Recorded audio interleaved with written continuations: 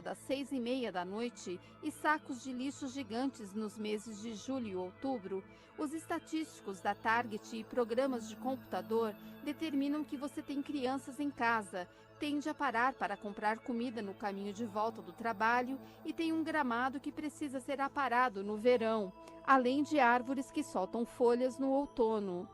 Vão examinar seus outros padrões de compra e notar que às vezes você compra cereal matinal, mas nunca leite, o que significa que deve estar comprando leite em algum outro lugar. Por isso, a Target vai lhe enviar cupons de desconto no leite desnatado e também no chocolate granulado, no material escolar, em móveis para jardim, rastelos e, já que é provável que você queira relaxar após um longo dia de trabalho, cerveja. A empresa vai adivinhar o que você costuma comprar e então tentar convencê-lo a comprar isso na Target. Ela tem a capacidade de personalizar os anúncios e cupons que envia para cada cliente, embora você talvez nunca perceba que recebeu pelo correio um folheto diferente do de seus vizinhos. Abre aspas. Com o número do cliente, temos seu nome, endereço e forma de pagamento. Sabemos que você tem um cartão Visa Target, um cartão de débito e podemos relacionar isso às suas compras na loja. Fecha aspas. Paul disse a uma plateia de estatísticos de varejo numa conferência em 2010. A empresa pode ligar a uma pessoa específica cerca de metade das vendas feitas na loja, quase todas as vendas online e cerca de um quarto das visitas ao site. Nessa conferência, Paul mostrou um slide com uma amostra dos dados que a Target coleta, um diagrama que fez alguém na plateia assobiar de espanto quando ele apareceu na tela. Leitura de quadro, juntando tudo, o número do cliente. Links acessados em e-mail. Padrão de navegação na internet. Cookie de acesso. Chega ao número do cliente. Cupons por SMS. Identificação de celular. Histórico de contato. Resposta de canal por visitante.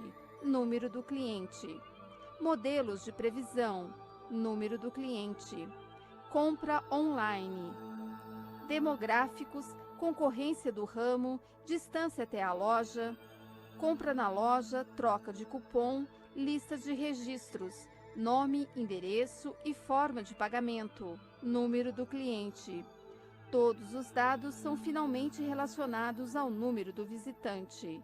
Fim da leitura de quadro. O problema de todos esses dados, no entanto, é que eles não fazem sentido sem estatísticos que saibam interpretá-los. Para um leigo, dois consumidores que compram suco de laranja parecem iguais. É preciso um tipo especial de matemático para se dar conta de que um deles é uma mulher de 34 anos comprando suco para os filhos, abre parênteses, e por isso talvez goste de receber um cupom para um DVD infantil, fecha parênteses. E o outro é um homem solteiro de 28 anos que bebe suco depois de sair para correr, abre parênteses, e assim talvez esteja interessado em descontos em tênis, fecha parênteses. Paul e os 50 outros membros do Departamento de Dados de Clientes e Serviços Analíticos da Target eram os únicos que encontravam os hábitos escondidos nos fatos. Abre aspas. Chamamos isso de, abre aspas, retrato do cliente, fecha aspas, fecha aspas. Paul me disse, abre aspas, quanto mais eu sei sobre alguém, melhor posso adivinhar seus padrões de compra. Não vou adivinhar tudo sobre você toda vez, mas vou acertar mais do que errar, fecha aspas.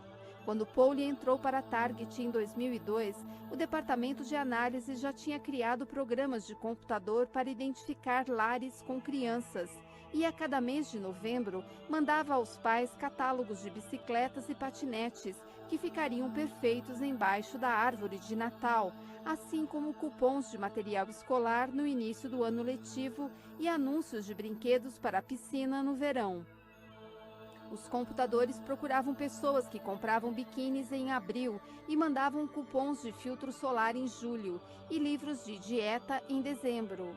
Se a Target quisesse, poderia enviar a cada cliente um livro de cupons cheio de descontos em produtos que eles têm quase certeza de que os consumidores comprariam, pois já compraram os mesmos itens antes. A Target não é a única empresa que deseja prever os hábitos dos consumidores. Quase todos os grandes varejistas, incluindo empresas como Amazon.com, Best Buy, supermercados Kroger, 1-800 Flowers, Olive Garden, Anheuser-Busch, os Correios dos Estados Unidos, Fidelity Investments, Hewlett-Packard, Bank of America, Capital One e centenas de outras têm departamentos de, abre aspas, análise previsiva, fecha aspas, dedicados a descobrir as preferências dos consumidores, abre aspas. Mas a Target sempre foi uma das mais espertas nisso, fecha aspas, disse Eric Siegel, que organiza uma conferência chamada Predictive Analytics World. Abre aspas. Os dados não significam nada por conta própria. A Target é boa em desvendar as perguntas realmente inteligentes. Fecha aspas. Não é preciso um gênio para saber que alguém que está comprando cereal matinal provavelmente também precisa de leite.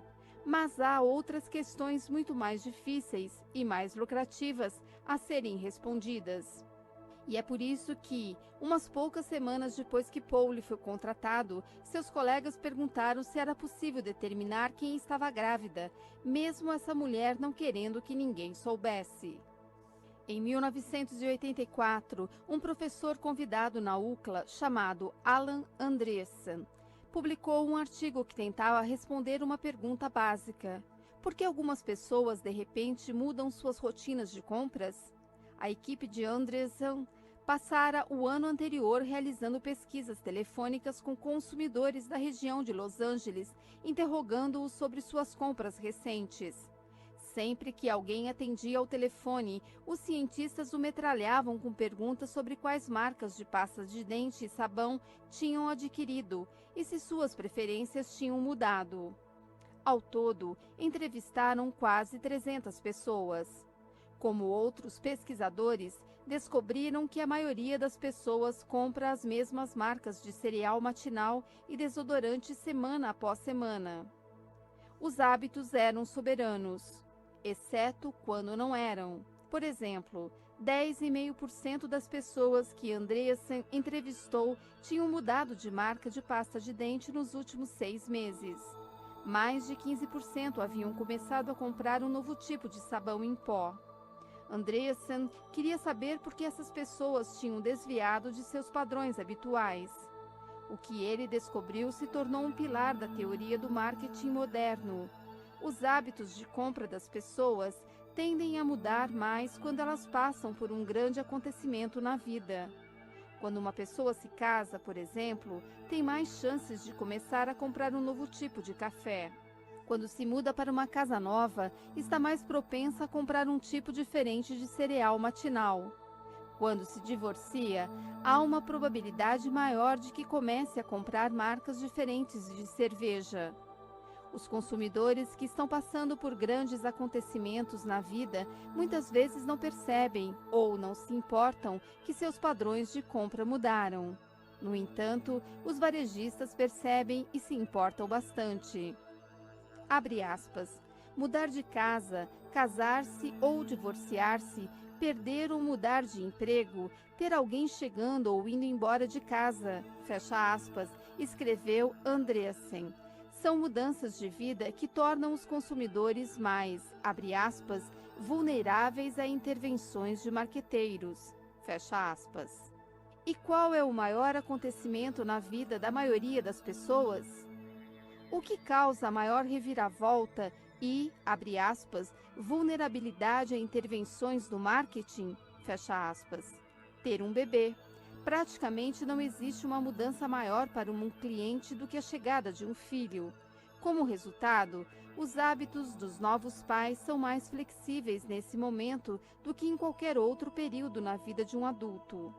Por isso, para uma empresa, mulheres grávidas são minas de ouro.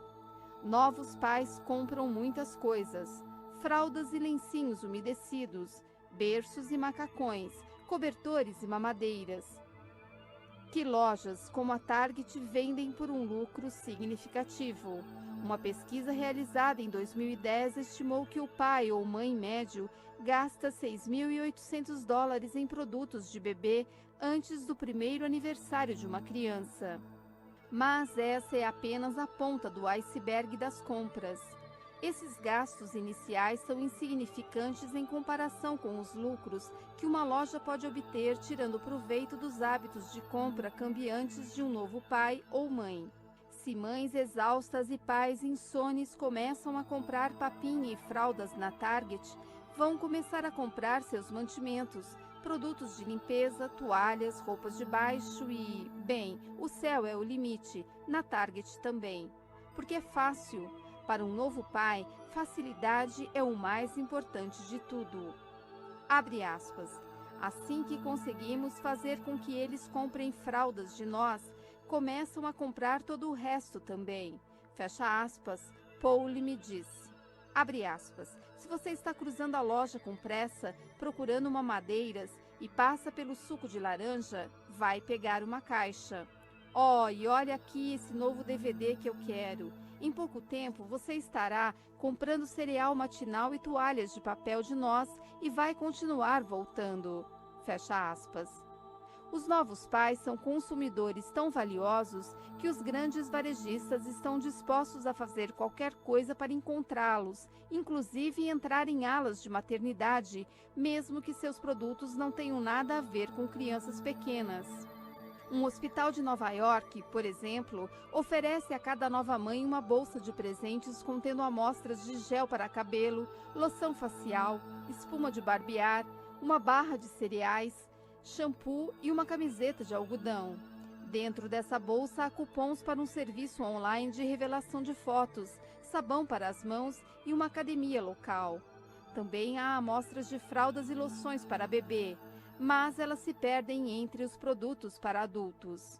Em 580 hospitais de diversas partes dos Estados Unidos, novas mães ganham presentes da Walt Disney Company, que em 2010 inaugurou uma divisão com o objetivo específico de fazer marketing para pais de crianças pequenas.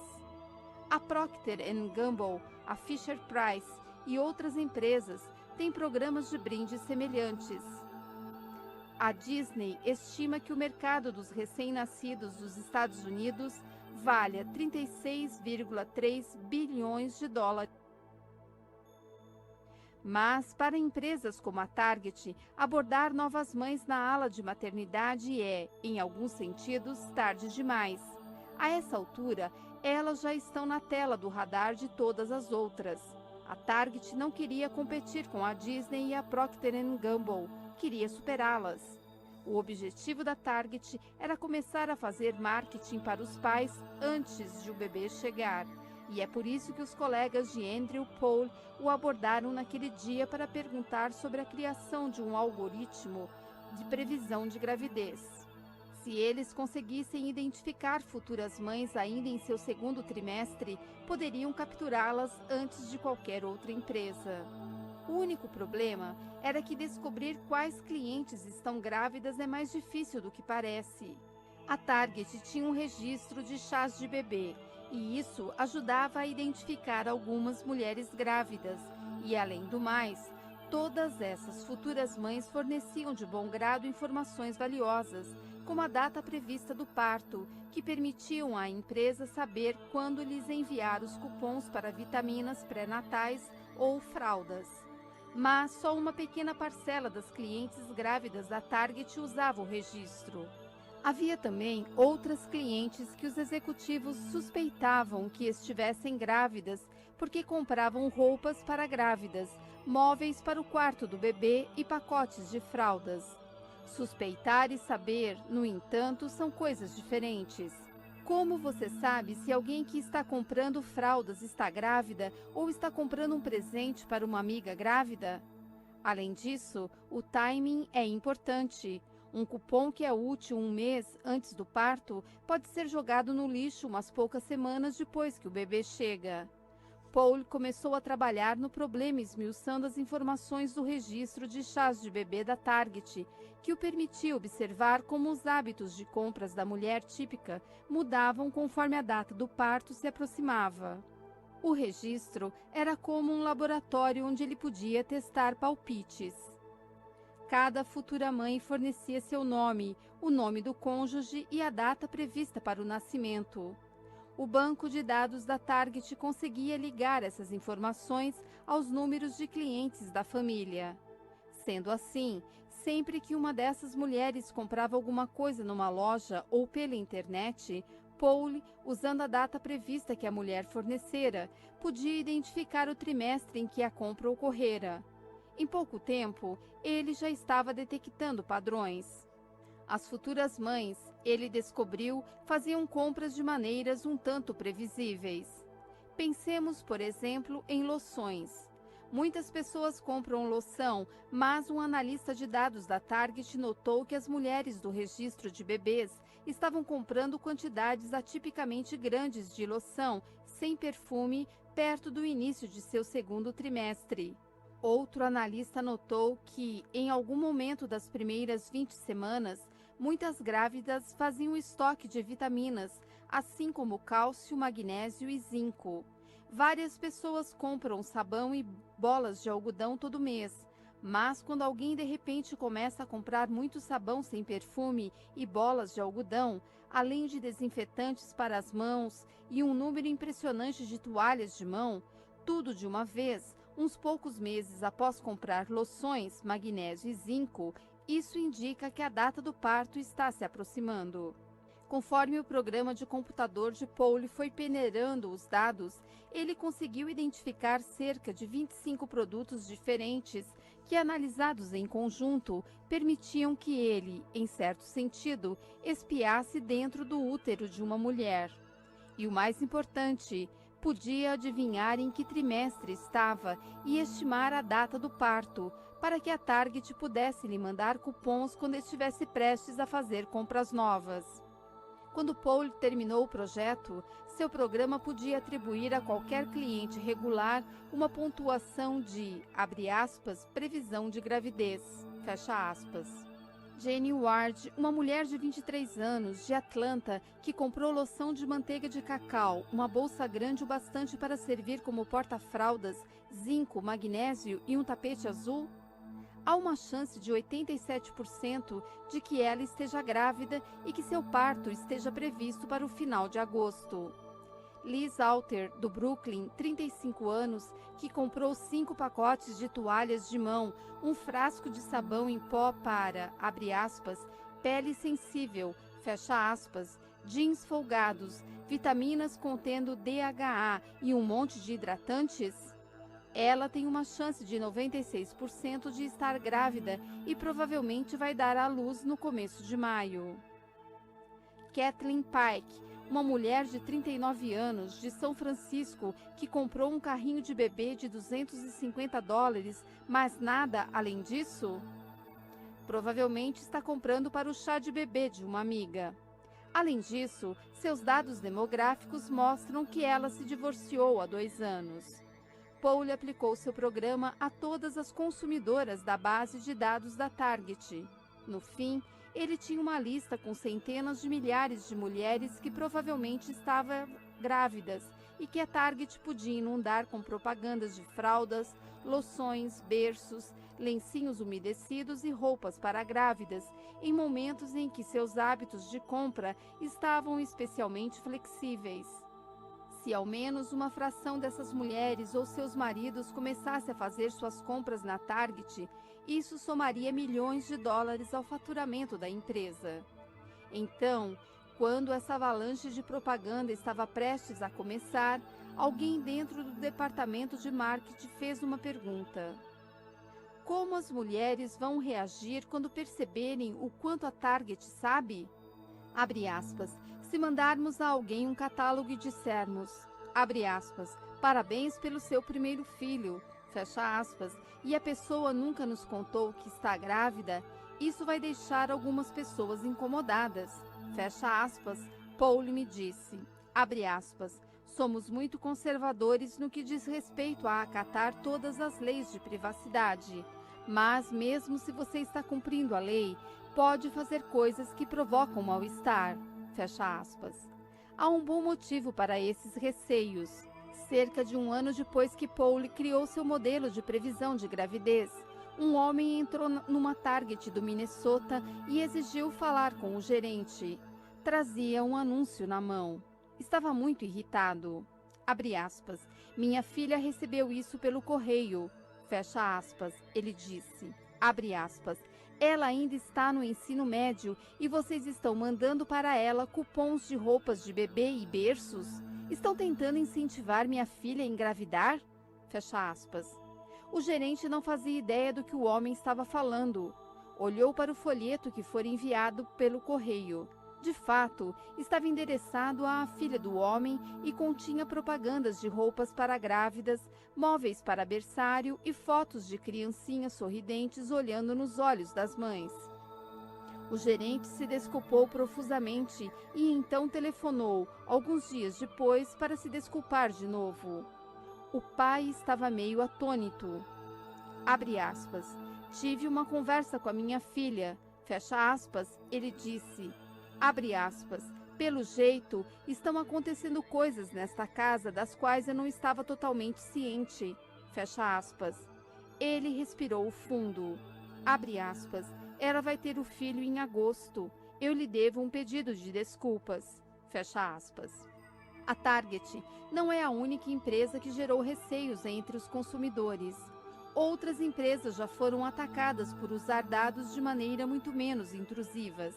Em 2011, por exemplo, uma moradora de Nova York processou o McDonald's, a CBS, a Mazda e a Microsoft, alegando que a agência de publicidade dessas empresas monitorava a atividade das pessoas na internet para traçar perfis de seus hábitos de compra. Na Califórnia, há ações coletivas em andamento contra a Target, Walmart, a Victoria's Secret e outras redes de varejistas por pedir aos clientes que forneçam seus códigos postais ao usar cartões de crédito e então usar essas informações para descobrir seus endereços. Paul e seus colegas sabiam que usar dados para prever a gravidez de uma mulher era um possível desastre de relações públicas. Então, como podiam fazer com que seus anúncios chegassem às mãos das futuras mães sem parecer que estavam espionando essas mulheres? Como você se aproveita dos hábitos de uma pessoa sem deixar que ela saiba que você está estudando cada detalhe de sua vida? Nota de rodapé. As informações deste capítulo são baseadas em entrevistas com mais de 10 funcionários atuais e antigos da Target, muitas delas preservando o anonimato das fontes, que temiam o desligamento da empresa ou outras represálias. Foi oferecida à Target uma oportunidade de examinar e responder às informações deste capítulo e pediu-se que a empresa disponibilizasse executivos envolvidos no departamento de análise de visitantes para entrevistas oficiais. A empresa recusou-se a fazer isso e a responder perguntas de checagem de fatos, exceto em 2 e-mails. O primeiro dizia, abre aspas, na Target, nossa missão é fazer da Target o estabelecimento de compras preferencial para nossos visitantes, fornecendo um excelente custo-benefício, uma inovação contínua e uma excepcional experiência de compra, cumprindo de forma consistente promessa da marca. Abre aspas, receba mais, pague menos, fecha aspas. Por estarmos tão intensamente focados nessa missão, fizemos investimentos consideráveis para entender as preferências de nossos clientes. Para auxiliar nesse esforço, desenvolvemos uma série de ferramentas de pesquisa que nos permite obter revelações sobre tendências e preferências dentro de diversos segmentos demográficos de nossa população de clientes. Usamos dados provenientes dessas ferramentas para orientar o layout de nossas lojas, a seleção de produtos, promoções e cupons. Essa análise permite que a Target proporcione a experiência de compras mais relevante possível para nossos visitantes. Por exemplo, Durante uma transação na loja, nossa ferramenta de pesquisa pode prever ofertas relevantes para um visitante específico, com base em suas compras, que podem ser fornecidas junto com sua nota fiscal. Além disso, programas opcionais, como o nosso registro de bebês, ajudam a Target a entender como as necessidades dos visitantes evoluem ao longo do tempo, permitindo-nos oferecer cupons de desconto para as novas mães. Acreditamos que esses esforços beneficiam diretamente nossos clientes, oferecendo mais daquilo que eles precisam e querem na Target, e beneficiaram a Target criando uma fidelidade mais forte por parte dos clientes, levando a uma maior frequência de compras e gerando um aumento nas vendas e lucratividade. Fecha aspas. Um segundo e-mail dizia, abre aspas, quase todas as suas afirmações contêm informações imprecisas e publicá-las seria enganoso para o público. Não pretendemos abordar cada afirmação ponto por ponto. A Target leva suas obrigações legais a sério e cumpre todas as leis federais e estaduais aplicáveis, incluindo aquelas referentes a informações de saúde protegidas. Fecha aspas. Fim. 2. No verão de 2003, um executivo de divulgação da gravadora Arista Records, chamado Steve Bartels, começou a telefonar para DJs de rádio e lhes falar sobre uma nova música que tinha certeza de que eles iam adorar. O nome da faixa era Hey Ya, do grupo hip hop Outkast. Hey Ya era uma fusão animada de funk, rock e hip hop com uma pegada de big band, de uma das bandas mais populares do mundo. Era diferente de tudo o que havia no rádio. Abre aspas. Senti um arrepio nos braços da primeira vez que ouvi. Fecha aspas. Bartels me disse. Abre aspas. Aquilo soava como um hit, como o tipo de música que você ouviria em Bnei Mitzvah, em bailes de formatura durante anos. Fecha aspas. Nos escritórios da Arista, os executivos cantavam o refrão, abre aspas, Shake it like a Polaroid picture, fecha aspas, abre colchetes, balance como uma foto de Polaroid, fecha colchetes, uns para os outros nos corredores.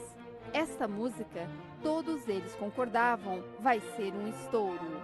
Essa certeza não era apenas baseada numa intuição. Na época, a indústria fonográfica passava por uma transformação semelhante às mudanças baseadas em dados que aconteciam na Target e em outras empresas. Assim como os varejistas usavam algoritmos de computador para prever os hábitos dos consumidores, executivos da música e do rádio utilizavam programas de computador para prever os hábitos dos ouvintes. Uma empresa chamada Polyphonic AidMe, um grupo de estatísticos e especialistas em inteligência artificial sediado na Espanha, criaram um programa chamado Hit Song Science, que analisava as características matemáticas de uma música e previa sua popularidade. Comparando o andamento, o tom, a melodia, a progressão harmônica e outros fatores de uma música específica com os milhares de hits armazenados na base de dados da Polyphonic AidMe, o programa Hit Song Science era capaz de fornecer uma pontuação que previa se uma música tinha chances de fazer sucesso. O programa havia previsto, por exemplo, que Come Away With Me, de Norah Jones, seria um sucesso depois que a maior parte da indústria musical tinha desprezado o álbum. Abre parênteses. Ele acabaria vendendo 10 milhões de cópias e ganhando 8 Grammys. Fecha parênteses. O programa previra que Why Don't You and I, de Santana, seria popular apesar das dúvidas dos DJs. Abre parênteses. A música atingiu o 3º lugar na lista Top 40 da revista Billboard. Fecha parênteses. Quando executivos de estações de rádio passaram Hey Ya pelo Hit Song Science, a música se saiu bem. Na verdade, saiu-se melhor que bem. A pontuação estava entre as mais altas que qualquer pessoa já tinha visto. Hey Ya, de acordo com o algoritmo, seria um hit monstruoso. No dia 4 de setembro de 2003, No precioso horário das 7h15 da noite, a estação Top 40 WIOQ da Filadélfia começou a tocar Hey Ya no rádio. Ela tocou a música outras 7 vezes naquela semana e um total de 37 vezes ao longo do mês. Na época, uma empresa chamada Arbitron estava testando uma nova tecnologia que tornava possível descobrir quantas pessoas estavam ouvindo uma certa estação de rádio num dado momento e quantas mudavam de estação durante uma música específica. A WIOQ era uma das estações incluídas no teste. Os executivos da estação tinham certeza de que Hey Ya manteria os ouvintes grudados aos seus rádios. Então os dados chegaram. Os ouvintes não só não gostavam de Hey Ya. De acordo com os dados, eles odiavam a música. Odiavam tanto que quase 1/3 deles mudava de estação antes dos primeiros 30 segundos. E também não era só na WIOQ. Em todo o país, em rádios de Chicago, Los Angeles, Phoenix e Seattle, sempre que Hey Ya tocava, enormes quantidades de ouvintes mudavam de estação. Abre aspas, achei que fosse uma faixa ótima da primeira vez que ouvi, fecha aspas, disse Joe Garabedian, apresentador de um programa de rádio Top 40 independente com mais de 2 milhões de ouvintes todo fim de semana. Abre aspas. Mas não era parecida com outras músicas e, por isso, algumas pessoas entravam em parafuso quando ela tocava. Um cara me disse que era a pior coisa que já tinha ouvido. As pessoas ouvem o Top 40 porque querem ouvir suas músicas favoritas ou músicas com um som bem parecido como o das suas favoritas. Quando toca alguma coisa diferente, ficam ofendidas. Não querem nada desconhecido. Fecha aspas. A arista gastara muito dinheiro promovendo Hey Ya. As indústrias da música e do rádio precisavam que ela fosse um sucesso. Os hits valem uma fortuna, não só porque as pessoas compram a música em si, mas também porque um hit pode convencer ouvintes a trocar os videogames e a internet pelo rádio. Um hit pode vender carros esportivos na televisão e roupas dentro de lojas da moda. Os hits são a base de dezenas de hábitos de compra de que anunciantes, emissoras de TV, bares, casas noturnas e mesmo empresas de tecnologia como a Apple dependem. Ora, uma faixa apontada como uma das mais promissoras, uma música que os algoritmos tinham previsto que se tornaria o hit do ano, estava se revelando um desastre. Os executivos do rádio estavam desesperados para achar alguma coisa que transformasse Hey Ya num sucesso. A pergunta: como você transforma uma música num hit? Vem quebrando a cabeça da indústria fonográfica desde os seus primórdios, mas foi só nas últimas décadas que as pessoas tentaram chegar a respostas científicas. Um dos pioneiros foi um ex-diretor de estação chamado Rick Meyer, que em 1985 abriu uma empresa chamada Media Base junto com sua mulher, Nancy, no porão de sua casa em Chicago. Eles acordavam toda manhã, pegavam um pacote de fitas de estações que tinham sido gravadas no dia anterior em diversas cidades e contavam e analisavam cada faixa que tinha sido tocada.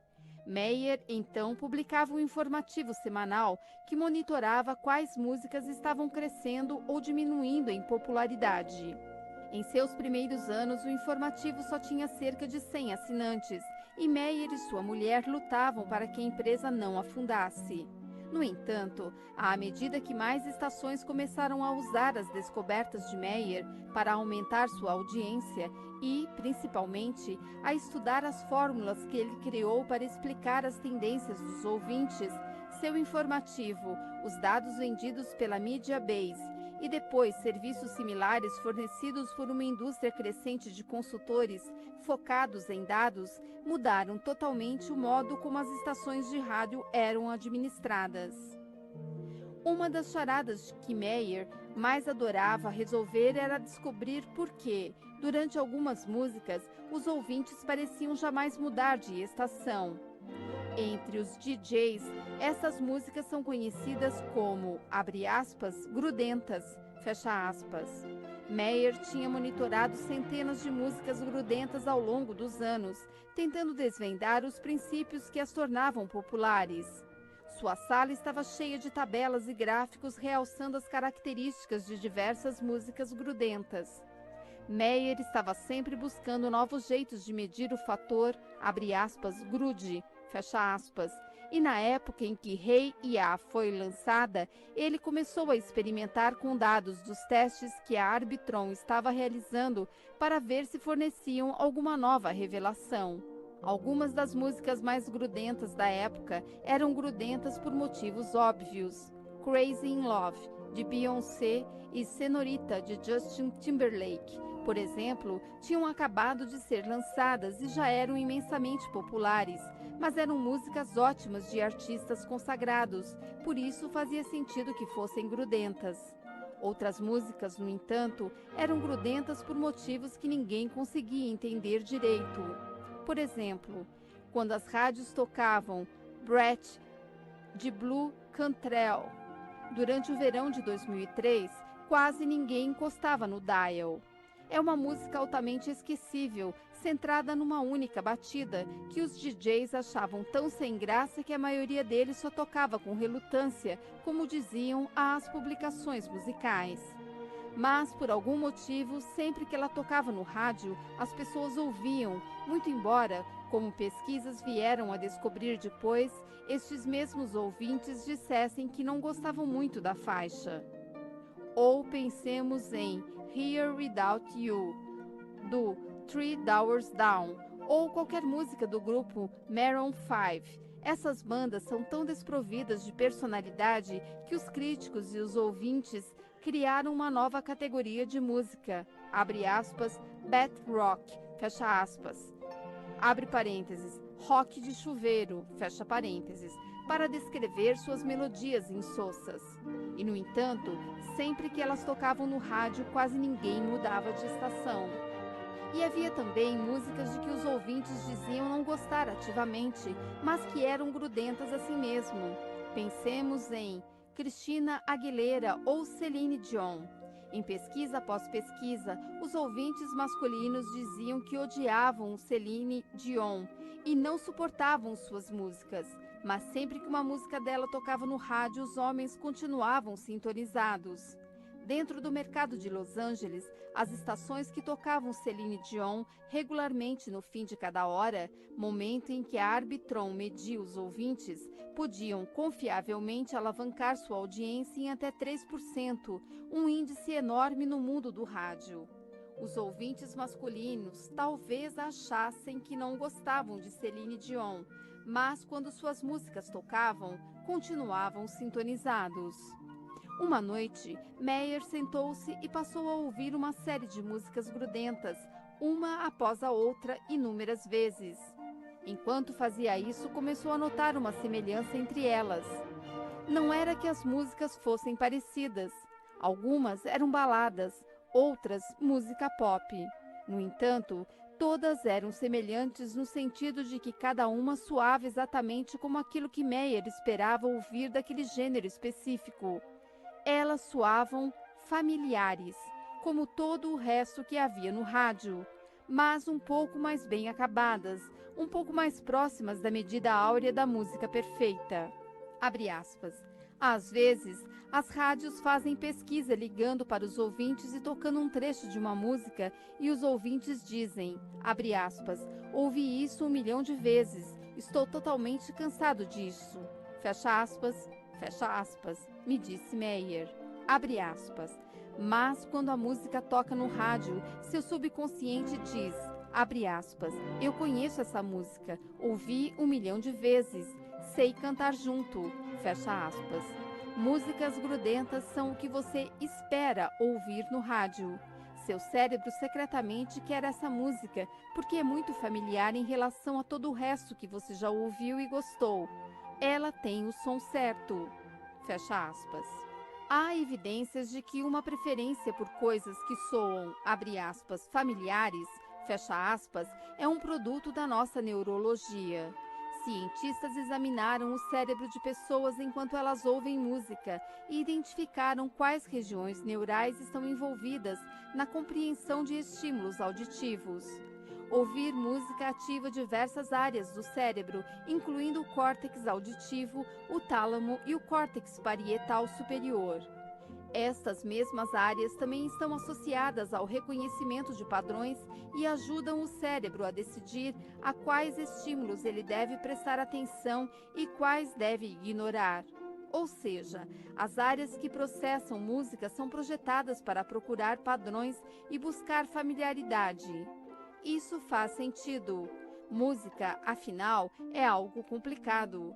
Os diversos tons, alturas, melodias sobrepostas e sons concorrentes dentro de quase todas as canções, ou qualquer pessoa falando numa rua movimentada, aliás, são uma quantidade de informação tão avassaladora que, sem a habilidade do nosso cérebro de focar alguns sons e ignorar outros, tudo pareceria uma cacofonia de ruídos. Nossos cérebros anseiam por familiaridade na música, porque é através dela que conseguimos ouvir sem nos distrair com a quantidade de sons. Assim como os cientistas do MIT descobriram que os hábitos comportamentais evitam que fiquemos sobrecarregados com as inúmeras decisões que, de outro modo, precisaríamos tomar todo dia, os hábitos auditivos existem porque, sem eles, seria impossível determinar se devemos nos concentrar na voz do nosso filho, no apito do treinador ou no barulho de uma rua movimentada durante uma partida de futebol de sábado. Os hábitos auditivos permitem que separemos, inconscientemente, os barulhos importantes daqueles que podem ser ignorados. É por isso que músicas que soam, abre aspas, familiares, fecha aspas, mesmo se você nunca as ouviu antes, são grudentas. Nossos cérebros são projetados para preferir padrões auditivos que parecem semelhantes àquilo que já ouvimos. Quando Celine Dion lança uma música nova, e essa música soa parecida com todas as outras músicas que ela já cantou, nossos cérebros inconscientemente anseiam pelo reconhecimento e a música se torna grudenta. Você talvez nunca vá a um show de Celine Dion, mas vai ouvir as músicas dela no rádio, pois é isso que você espera ouvir no carro a caminho do trabalho. Essas músicas correspondem perfeitamente aos seus hábitos. Esta descoberta ajudou a explicar por que Hey Ya estava indo mal no rádio, apesar de o Hit Song Science e os executivos de música terem certeza de que seria um hit. O problema não era que Hey Ya fosse ruim. O problema era que Hey Ya não era familiar. Os ouvintes de rádio não queriam tomar uma decisão consciente cada vez que uma nova música lhes era apresentada. Em vez disso, seus cérebros queriam seguir um hábito. Em boa parte do tempo, não escolhemos de fato se gostamos ou não gostamos de uma música. Isso exigiria muito esforço mental. Em vez disso, reagimos às deixas. Abre parênteses, abre aspas. Isso soa como todas as outras músicas de que eu já gostei. Fecha aspas, fecha parênteses. E recompensas.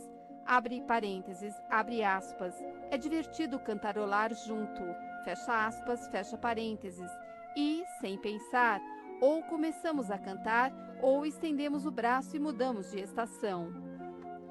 Em certo sentido, a Arista e os DJs de rádio se depararam com uma variação do problema que Andrew Paul estava enfrentando na Target. Os ouvintes ouvem de bom grado uma música inteira, mesmo talvez dizendo que não gostam dela, contanto que ela se pareça com algo que ouviram antes. As mulheres grávidas ficam felizes de usar cupons que recebem pelo correio, a não ser que estes cupons deixem óbvio que a Target está espiando dentro de seus úteros, o que é inusitado e meio sinistro. Receber um cupom que deixa claro que a Target sabe que você está grávida é algo que conflita com o que um consumidor espera. É como dizer a um economista de 42 anos que ele cantou junto com a Celine Dion. Parece simplesmente errado. Então, como os DJs convencem os ouvintes a continuar ouvindo músicas como Hey Ya por tempo suficiente para que elas se tornem familiares? Como a Target convence mulheres grávidas a usar cupons de fraldas sem deixá-las assustadas? Vestindo uma coisa nova numa embalagem velha e fazendo com que o desconhecido pareça familiar. 3. No começo da década de 1940, o governo norte-americano começou a enviar boa parte do suprimento doméstico de carne do país para a Europa e o fronte do Pacífico para apoiar tropas que lutavam na Segunda Guerra Mundial. Em território nacional, a disponibilidade de bifes e costeletas de porco começou a minguar. Quando os Estados Unidos entraram na guerra, no fim de 1941, os restaurantes de Nova York estavam usando carne de cavalo para fazer hambúrgueres e um mercado negro de aves surgira. Agentes federais começaram a recear que um esforço de guerra prolongado deixaria a nação faminta de proteínas. Este, abre aspas, problema vai ameaçar os Estados Unidos de forma crescente se a guerra continuar, fecha aspas, escreveu o ex-presidente Herbert Hoover para os americanos num panfleto do governo em 1943. Abre aspas. Nossas fazendas estão carentes de mão de obra para cuidar do gado e, além de tudo, precisamos fornecer suprimentos para os britânicos e russos. Carnes e gorduras são munição nesta guerra, tanto quanto tanques e aviões. Fecha aspas. Preocupado, o Departamento de Defesa abordou dezenas dos maiores sociólogos, psicólogos e antropólogos do país, incluindo Margaret Mead e Kurt Lewin, que depois se tornariam celebridades acadêmicas, e lhes deu uma tarefa: descobrir como convencer os americanos a comer miúdos, fazer com que as donas de casa servissem a seus maridos e filhos as partes ricas em proteínas, como fígados, corações, rins, miolos, estômagos e intestinos, que sobravam depois que a costeleta e a alcatra eram enviadas para o outro lado do oceano. Na época, os miúdos não eram populares nos Estados Unidos. Uma mulher de classe média de 1940 preferiria morrer de fome a aviltar sua mesa com língua ou tripas. Então, quando os cientistas recrutados para o Comitê de Hábitos Alimentares se reuniram pela primeira vez em 1941, estabeleceram para si mesmos a meta de sistematicamente identificar as barreiras culturais que desencorajavam os americanos de comer miúdos. Ao todo, mais de 200 estudos acabaram sendo publicados e, em sua essência, todos continham uma descoberta parecida. Para mudar a dieta das pessoas, era preciso tornar o exótico familiar. E para fazer isso, era preciso camuflá-lo no aspecto do dia a dia. Para convencer os americanos a comer fígados e rins, as donas de casa precisavam saber como dar à comida uma aparência, sabor e aroma o mais semelhante possível àquilo que suas famílias esperavam ver na mesa do jantar toda a noite, concluíram os cientistas. Por exemplo, quando a divisão de subsistência do corpo de quartéis-mestres, as pessoas encarregadas de alimentar os soldados, começou a servir repolho fresco para as tropas em 1943, ele foi rejeitado. Então, os refeitórios picaram e cozinharam o repolho até ele ficar parecido com qualquer outro legume na bandeja de um soldado, e as tropas comeram sem reclamar. Abre aspas. Os soldados tendiam mais a comer a comida, fosse conhecida ou estranha, quando ela era preparada de um modo parecido com suas experiências anteriores e servida de um jeito familiar. Fecha aspas. Escreveu um pesquisador de hoje avaliando estes estudos. O segredo para mudar a dieta americana, concluiu o Comitê de Hábitos Alimentares, era a familiaridade. Em pouco tempo, as donas de casa estavam recebendo pelo correio panfletos do governo afirmando que, abre aspas, todo marido vai adorar torta de carne com rim, fecha aspas. Açougueiros começaram a distribuir receitas que explicavam como introduzir fígado num bolo de carne. Uns poucos anos após o fim da Segunda Guerra Mundial, o Comitê de Hábitos Alimentares foi dissolvido. Àquela altura, no entanto, os miúdos tinham sido totalmente integrados à dieta americana. Um estudo indicou que o consumo de miúdos aumentara em 33% durante a guerra. Em 1955, ele crescera em 50%. O rim tornara-se um alimento básico no jantar. Fígado era para ocasiões especiais. Os padrões alimentícios americanos tinham mudado de tal modo que os miúdos haviam se tornado emblemas de conforto. Desde então, o governo americano já lançou dezenas de outros esforços para melhorar nossa dieta. Por exemplo, houve a campanha, abre aspas, 5 por dia, fecha aspas, destinada a incentivar as pessoas a comer 5 frutas, verduras ou legumes. Houve a pirâmide alimentar do Departamento da Agricultura dos Estados Unidos, abre parênteses, USDA, na sigla em inglês, fecha parênteses, e uma campanha por queijos e leites com baixo teor de gordura. Nenhuma delas aderiu às descobertas do comitê. Nenhuma tentou camuflar suas recomendações em hábitos já existentes e, como consequência, todas as campanhas fracassaram. Até hoje, o único programa do governo que gerou uma mudança duradoura na dieta americana foi a campanha pelos miúdos da década de 1940. No entanto, as estações de rádio e as empresas de grande porte, incluindo a Target, são um pouco mais espertas. Os DJs logo perceberam que, para transformar Hey Ya num hit, eles precisavam fazer com que a música se tornasse familiar. E para fazer isso, era necessário algo especial. O problema era que programas de computador como Hit Song Science eram muito bons para prever os hábitos das pessoas. Mas, às vezes, esses algoritmos descobriam hábitos que, na verdade, ainda não tinham surgido. E quando uma empresa comercializa hábitos que ainda não adotamos, ou, ainda pior, que relutamos em admitir para nós mesmos, como nosso apreço secreto por baladas piegas, ela corre o risco de ir à falência.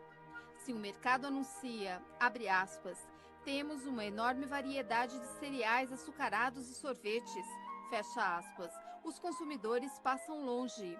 Se um açougueiro diz, abre aspas, eis aqui um pedaço de intestino para o seu jantar, fecha aspas, uma dona de casa dos anos 1940 prefere servir um ensopado de atum.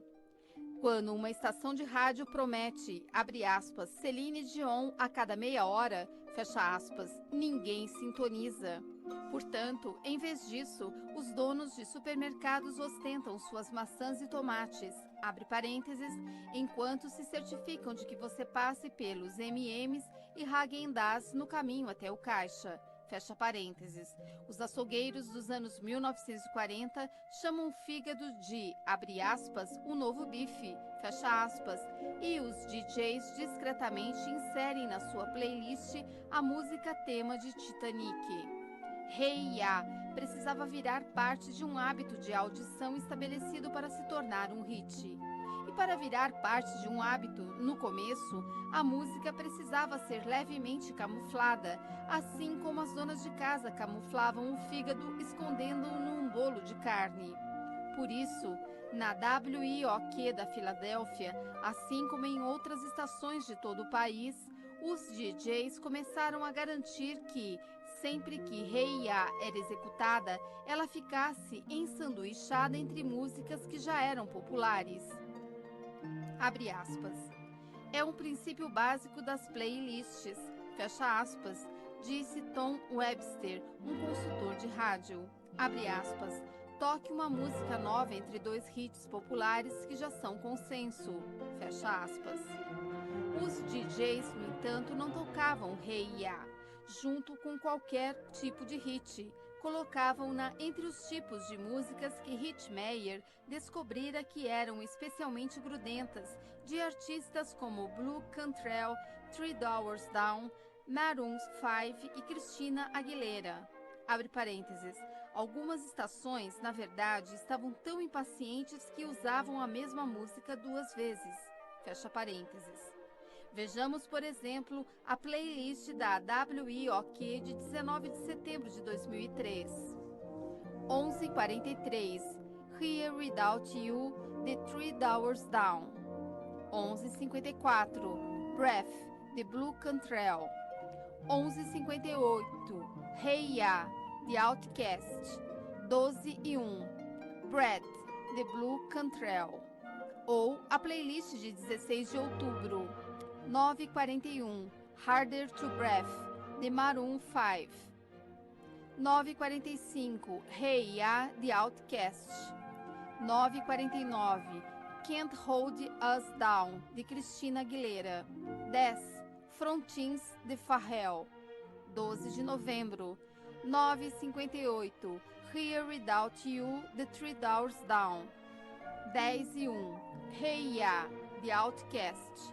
10:05 Like I Love You, de Justin Timberlake. 10:09 Baby Boy, de Beyoncé. Abre aspas. Gerenciar uma playlist tem tudo a ver com contenção de riscos. Fecha aspas, disse Webster. Abre aspas. As estações precisam correr riscos com músicas novas, senão as pessoas param de ouvir. Mas o que os ouvintes realmente querem são músicas de que já gostam. Por isso você tem que fazer com que as músicas novas pareçam familiares o mais rápido possível. Fecha aspas. Quando a WIOQ começou a tocar Hey Ya no começo de setembro, antes que a, abre aspas, Operação Sanduíche, fecha aspas, começasse, 26,6% dos ouvintes mudavam de estação sempre que a música surgia. Em outubro, após ela ter sido tocada junto com hits grudentos, esse, abre aspas, fator rejeição, fecha aspas, baixou para 13,7%. Em dezembro, estava em 5,7%. Outras grandes estações de rádio de todo o país usaram a mesma técnica do sanduíche e o índice de rejeição seguiu o mesmo. Num playground, a pressão social é perigosa. Na vida adulta, é assim que os negócios são feitos e as comunidades organizam a si mesmas. Essa pressão social, por si só, não é suficiente para sustentar um movimento. Mas, quando os laços fortes de amizade e os laços fracos da pressão social se fundem, eles criam um impulso incrível. É nesse momento que a mudança social disseminada pode começar. Para ver como a combinação de laços fortes e fracos pode impulsionar o movimento, vamos avançar o filme até 9 anos depois da prisão de Rosa Parks, quando centenas de jovens se expuseram voluntariamente a riscos de vida em nome da cruzada pelos direitos civis.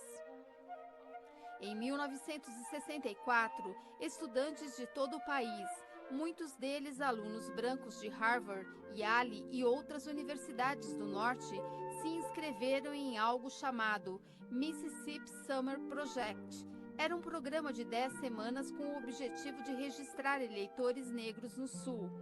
O projeto veio a ser conhecido como Freedom Summer, e muitos dos que se inscreveram estavam cientes de que seria perigoso.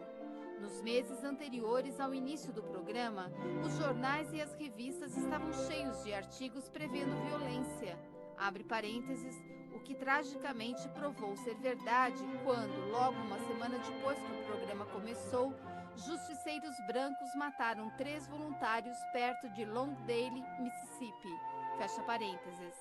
A ameaça de agressões impediu que muitos estudantes participassem do Mississippi Summer Project, mesmo depois que eles já tinham se inscrito. Mais de 1.000 candidatos foram aceitos no Freedom Summer, mas quando chegou a hora de partir para o Sul em junho, mais de 300 dos convidados a participar decidiram ficar em casa. Nos anos 1980, um sociólogo da Universidade do Arizona chamado Doug McAdam começou a se perguntar se era possível descobrir por que algumas pessoas tinham participado do Freedom Summer e outras tinham desistido. Ele começou lendo 720 das inscrições que os estudantes tinham enviado décadas antes. Cada uma possuía 5 páginas de comprimento. Perguntava-se aos inscritos sobre seu histórico de vida, por que eles queriam ir ao Mississippi e que experiência eles tinham com o registro de eleitores. Pedia-se que fornecessem uma lista de pessoas que os organizadores deveriam contatar caso eles fossem presos. Houve ensaios, referências e, para alguns, entrevistas. Candidatar-se ao programa não era uma tarefa simples. A hipótese inicial de McAdam era de que os estudantes que acabaram indo ao Mississippi provavelmente tinham motivações diferentes daqueles que ficaram em casa, o que explica a divergência na participação. Para testar sua ideia, ele dividiu os candidatos em 2 grupos. A primeira pilha eram pessoas que diziam que queriam ir ao Mississippi por motivos de, abre aspas, interesse próprio, fecha aspas, tais como para, abre aspas, me testar, fecha aspas, para, abre aspas, estar onde a ação está, fecha aspas, ou para, abre aspas, aprender sobre o modo de vida sulista, fecha aspas. O segundo grupo eram aqueles com motivos, abre aspas, voltados para os outros, fecha aspas, tais como para, abre aspas, melhorar as condições dos negros, fecha aspas, para, abre aspas, ajudar na realização completa da democracia, fecha aspas, ou para, abre aspas, demonstrar o poder da não violência como veículo para a mudança social, fecha aspas. Os autocentrados, segundo a hipótese de McAdam, estariam mais propensos a ficar em casa uma vez que se deram conta dos riscos do Freedom Summer.